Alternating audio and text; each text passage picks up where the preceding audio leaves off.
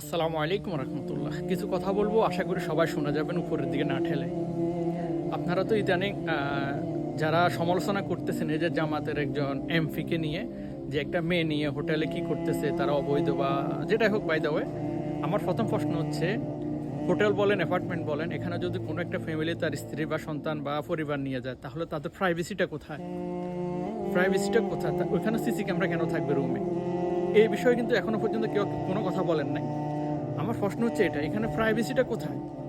একটা মানুষ যখন ঢাকা সিটাং যেখানে বলেন একটা ডাক্তারের কাছে গেলেও রাতে আসতে পারবে না, বা তারা একটা হোটেল বুকিং করলো স্বামী স্ত্রী বা ফ্যামিলি নিয়ে, যখন তারা ওই রুমটা নেবে, রুমের মধ্যে সিসি ক্যামেরা কেন আসবে? আমার প্রশ্ন হচ্ছে ওটা, তাদের কি প্রাইভেসি নাই? আমার প্রশ্নের উত্তর যদি আপনারা দিতে পারেন, আর কিছু এখানে বলার নাই। আপনারা এটা নিয়ে কেউ কোনো কথা বলেন নাই, আপনারা এটা নিয়ে কথা বলবেন, এই প্রাইভেসিটা কোথায়? তারা অবৈধ না স্বামী স্ত্রী, সেটার বিষয়টা আসবে পরে। এই নিয়ে আমি একটা ভিডিও করব, অবশ্যই আপনারা পেজের সাথে থাকবেন।